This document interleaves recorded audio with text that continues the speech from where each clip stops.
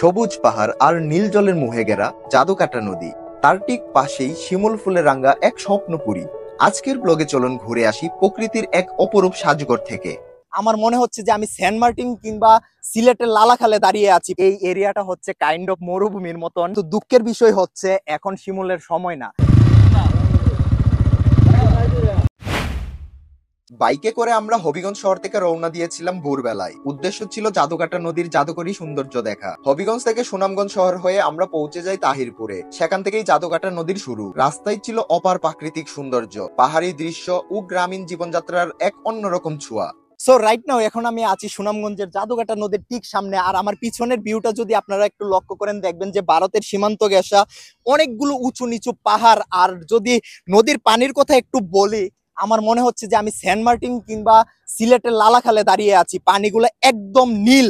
আর আমার ঠিক পিছনে এই পাশটাতে হচ্ছে একটা ঘাট আছে, যেখানে অনেকগুলা নৌকা সারিবদ্ধভাবে দাঁড়িয়ে আছে। আসলে প্রকৃতি কতটা সুন্দর, আপনারা যদি প্রকৃতির সংস্পর্শে না আসেন তাহলে এই জিনিসটা কখনোই ফিল করতে পারবেন না। মেঘালয়ের গা ঘেঁষে নেমে আসা এই নদী যেন প্রকৃতির হাতে আঁকা এক জীবন্ত চিত্রকর্ম। এই নদী শুধু চোখের তৃষ্ণা মেটায় না, বাঁচিয়ে রাখে হাজারো মানুষের জীবন। এখানকার মানুষ নদীর উপর নির্ভর করে গড়ে তুলেছে তাদের দিন যাপন। পাথর, বালু আর নৌকার গল্পে গাথা জাদুকাটার জীবন চিত্র। জাদুকাটা নদী এক অনন্ত বিস্ময়, যা শুধু চোখে দেখার নয়, অনুভব করারও।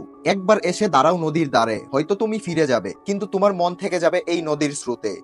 আমরা এইমাত্র জাদুকাটা নদী থেকে বের হয়ে গেলাম। এখন যাব হচ্ছে শিমুল বাগানের দিকে। আর আসলে ভিউটা ওকে দেখে আপনাদেরকে এক্সপ্রেস করার মতো না। আসলে আসতে হবে সেই জায়গায়, দেখতে হবে। ভিতরের দিকে যাচ্ছি, ওই জায়গায় আরো সুন্দর সুন্দর ভিউ আছে, ওইটাও দেখতে পাবেন। চলুন একসাথে যাই।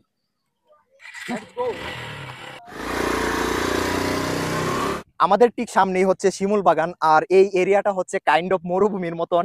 নিচে জাস্ট হচ্ছে বালি আর পাথরের সংমিশ্রণ। সো হাঁটতে অনেকটা ঝামেলা হচ্ছে। টিকিট কাউন্টার থেকে টিকিট কেটে নিলাম।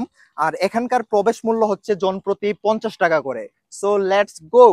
যদিও এখন ফুল নেই, তবু জায়গাটা একদম ফাঁকা আর নিরিবিলি। সবুজ ঘাস আর সারি সারি শিমুল গাছ দেখে বুঝে নেওয়া যায় ফুল ফোটার সময় জায়গাটা কতটা লাল হয়ে ওঠে।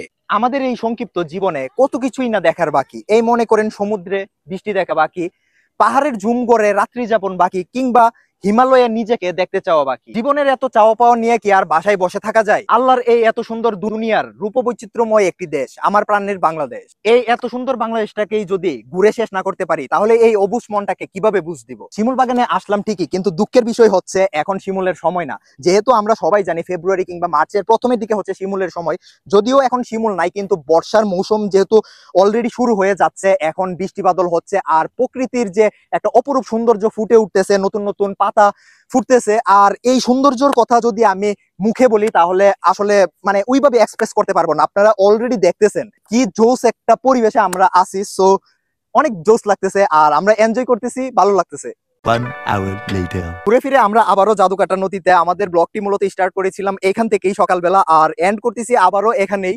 যেহেতু সকালবেলা প্রচন্ড রোদ ছিল আর অনেক গরম লাগতেছিল, তখন এতটা ভালো লাগে না, কিন্তু সূর্য ডুবার সাথে সাথেই পরিবেশটা একদম শান্ত হয়ে গেছে আর এখন সবকিছু দেখতেও অনেক ভালো লাগতেছে। যাই হোক, আমার সুনামগঞ্জের ব্লগটি কেমন হয়েছে অবশ্যই নিচে কমেন্ট করে জানাবেন। আর নেক্সট ব্লগগুলো পেতে অবশ্যই আমার পেজটিতে ফলো দিবেন এবং ইউটিউব চ্যানেলটিকে সাবস্ক্রাইব করবেন।